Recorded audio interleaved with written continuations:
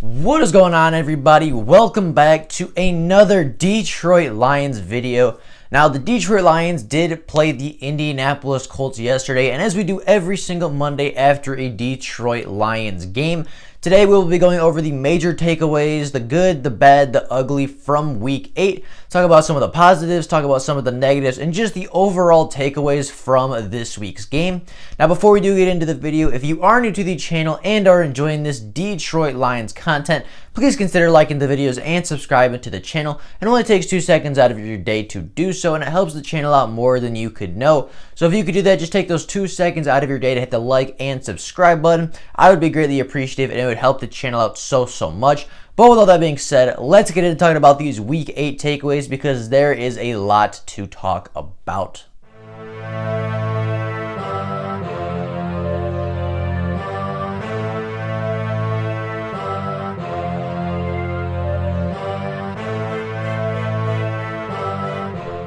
Now, the Detroit Lions ended up losing this game by a score of 41-21. Matthew Stafford was all right on the day. He was 24 of 42 for 336 passing yards, 3 passing touchdowns, and 1 interception. Now, that interception was a pick 6, and he did have a fumble to go along with it. So, Matthew Stafford did not have his best day by any means. He definitely made his mistakes, but, overall, statistically, he wasn't a horrible quarterback. He did not have a horrible day. The pick 6 was a horrible throw, but outside of that, I didn't think Matthew Stafford played particularly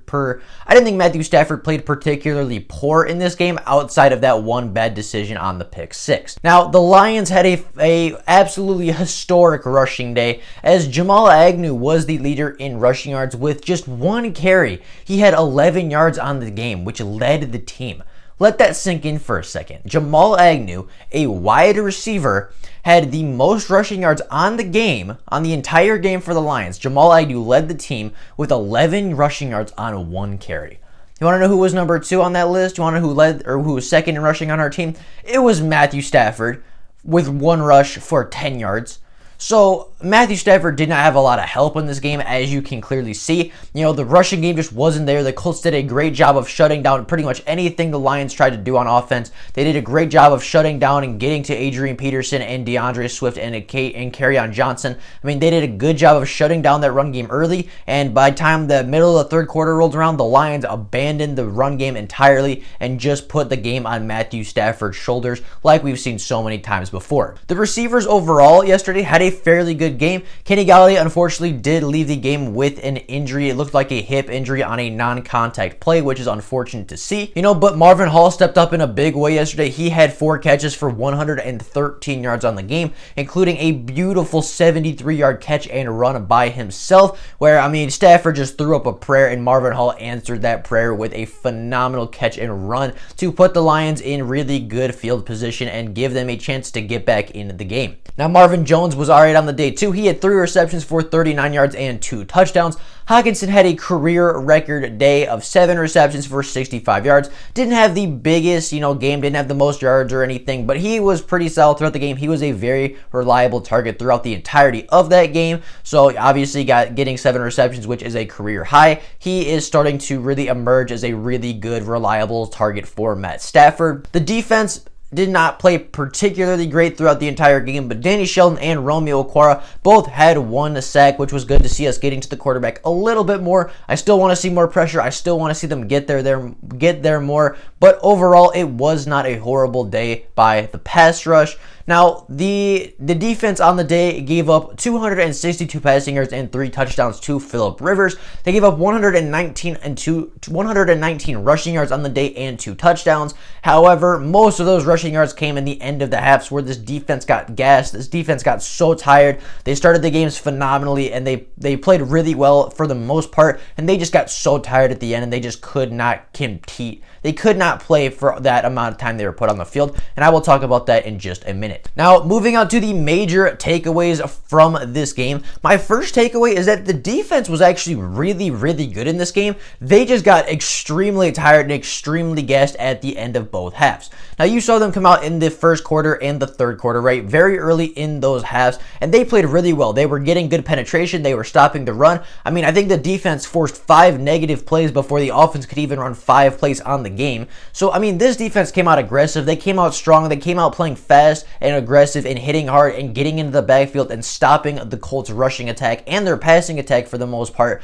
But the offense could not stay on the field. The refs, I will talk about this in a bit. The refs extended some drives that definitely should not have been extended. They had some poor placement calls. They had some poor penalty calls on them. I mean, this defense came out really well and started playing really, really good. But at the end of the game, after playing over 37 minutes of the game on the defense, our defense was out there for 37 minutes and 14 seconds of the game clock. So they were out there the whole time. They were out there for a lot more than they were out there much more than the offense. I mean, they played so much more in this game than they were supposed to. And you as a defense and you as a, unit, you as a coach cannot expect your defense to hold up for almost 2/3 of the game. If your defense is on the field for almost 40 out of 60 minutes in a football game, then your offense is not doing something right. I mean, there's a reason that this defense did not give up a single point in the first and third quarters. It's because they had a good game plan, and this defense can be very, very good, and this defense is super talented. The offense just could not stay on the field. They kept going 3 and out. They kept, when they did score, it was like a 2-play drive.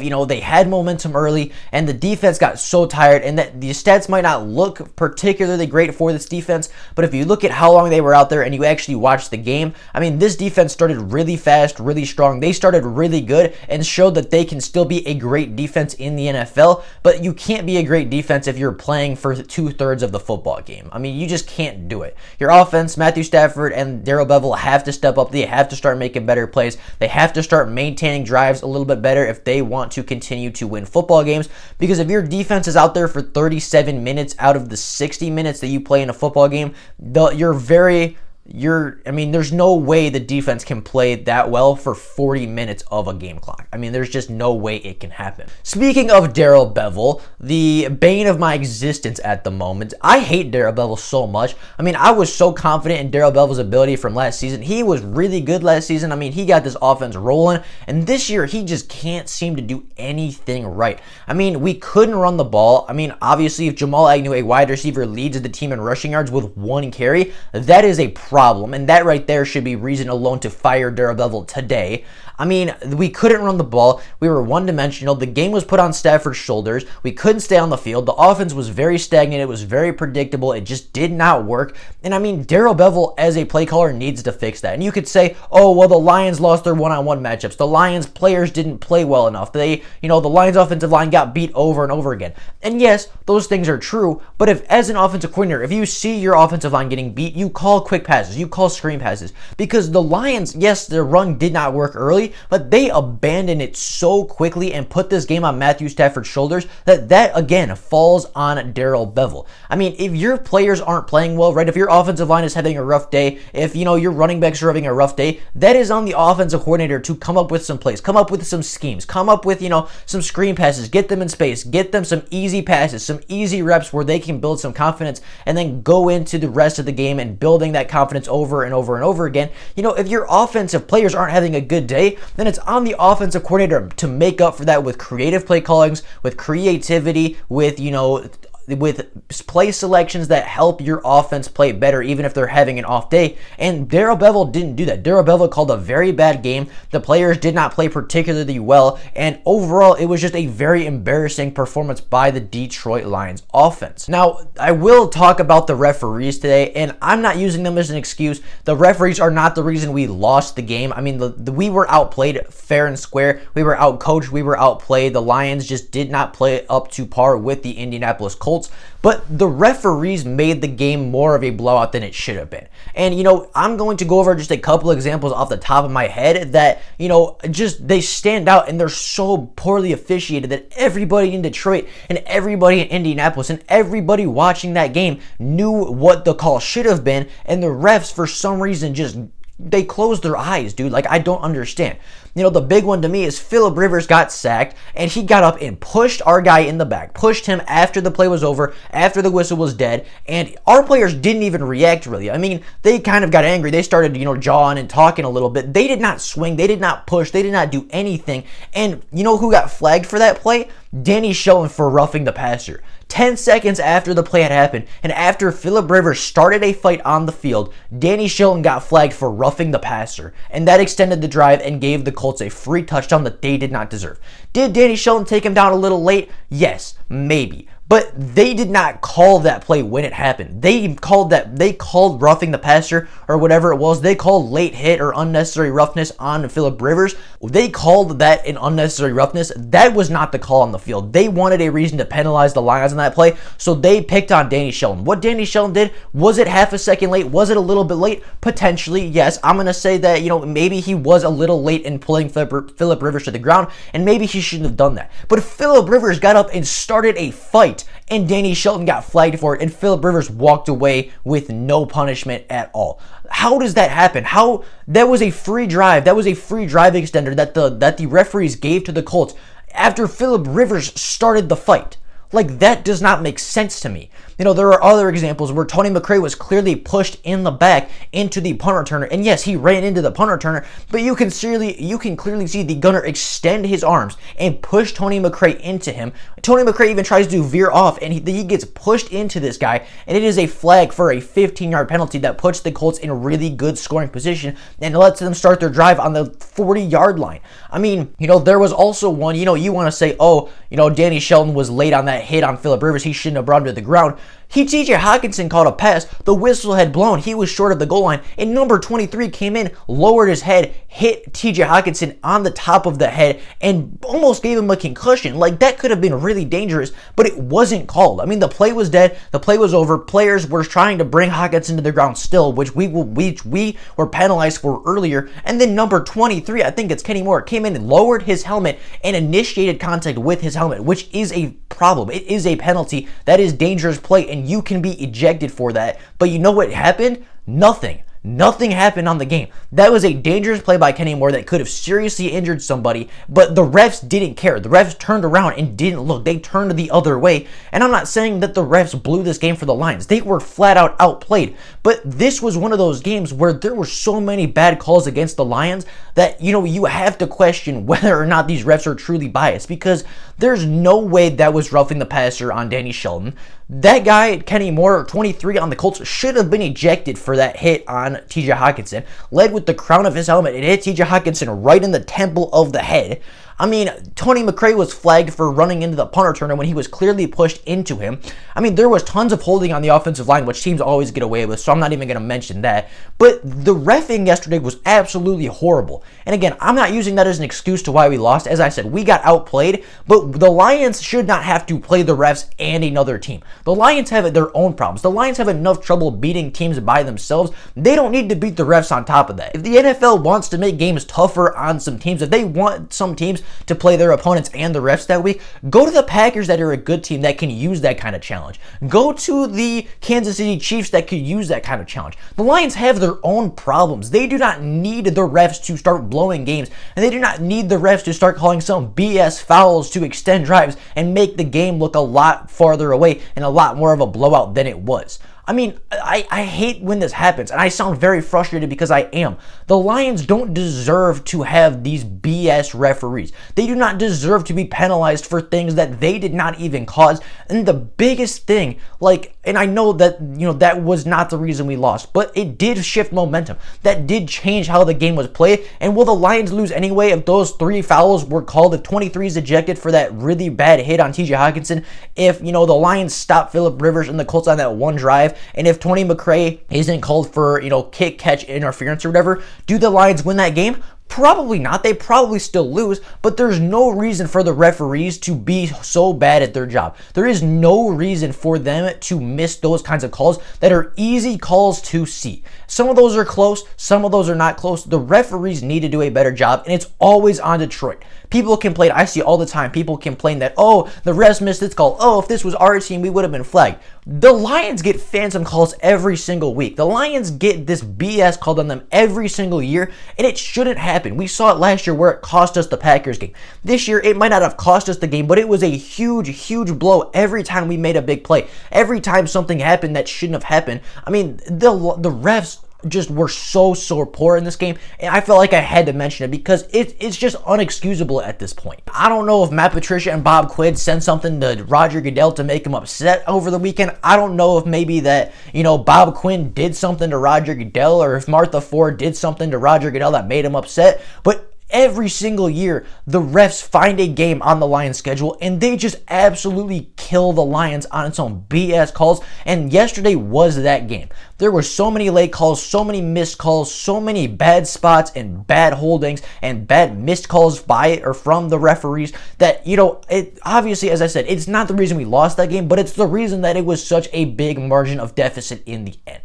My last takeaway from this game is that this team can be very, very good. This team can be a really good football team, and they showed so many flashes yesterday. I know that the game, if you look at the box score, you're going to say, oh, it was 41-21. How is that a good game? Or how many positives could the Lions have actually shown in that game? Well, I mean, you saw a lot of flashes early in the game. As I said, the defense was playing fast and aggressive, and they did not allow a single rushing yard in like the first quarter. I mean, they had 5 negative plays. The Colts offense had 5 negative plays before the Lions offense ran a single play. I mean, that is an incredible stat. This team showed flash early. They showed flash often, and when they were healthy, when they weren't fatigued, when they weren't tired, when they had a decent amount of rest, they came out and played their butts off. They came out and got 3 and outs. They came out. They didn't force a turnover, but they got, lost yardage. They stopped the Colts often in early in that game, and that should have been a really good turning point for the Lions. That should have been the defensive performance they came out with should have been good enough to win that game. And if the Lions offense was even decent in this game, if the Lions offense even had a decent game yesterday,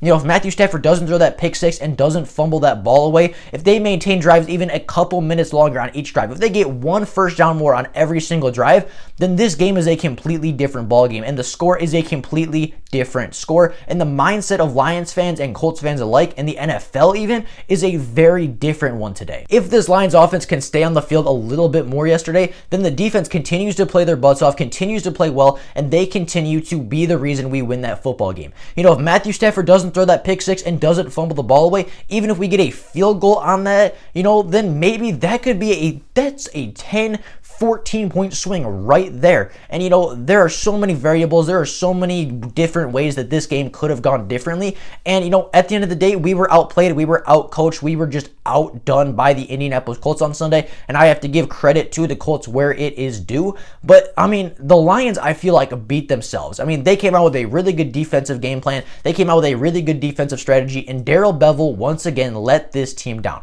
Matthew Stafford might not have played his best game, but Daryl Bevel is the man to blame for this game. He is the guy that let this team down. This team has so much talent. This team can go so far with what they have on the roster right now, but this coaching staff needs to get better. Matt Patricia needs to get better. He cannot panic like that. You could very clearly see at points in the game where he got scared and he went back to his very man-heavy, very ineffective defense, and he got scared and he went back to what he knew, and the defense suffered because of it. Daryl Bevel came out with a very flat, very bland, very vanilla play calling, and the Lions offense and team suffered for it. This team can be super, super good. This team can be not elite, but this team can be a playoff contender. This team can win playoff games and beat good teams if this coaching and if this play calling improves.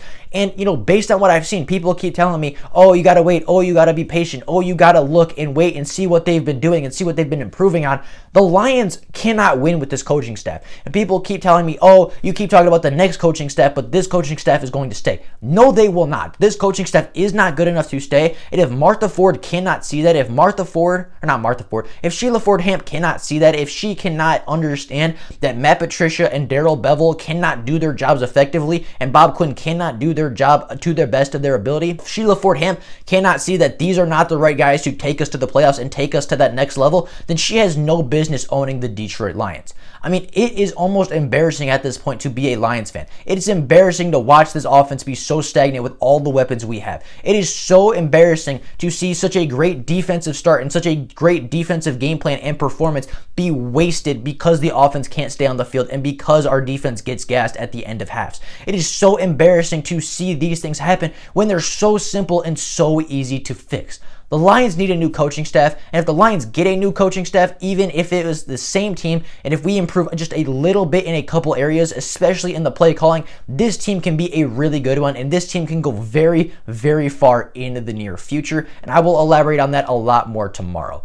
But with all that being said, that is all I got for you guys right now. Hope you guys enjoyed the video. Have an absolutely fantastic rest of your day. If you are new to the channel, as I said in the beginning, please consider liking the videos and subscribing to the channel. It only takes 2 seconds out of your day to do so, and it would help the channel out more than you could know. So if you could do that, take those 2 seconds out of your day to hit the like and subscribe button. I would be greatly appreciative. But with all that being said, that is all I got for you guys right now. If there is Lions news before tomorrow, then I will obviously make a video letting everybody know. But until then, that is all I got for you guys right now. Hope you guys enjoyed the video, and I will see you all tomorrow with more Lions content. Bye, guys.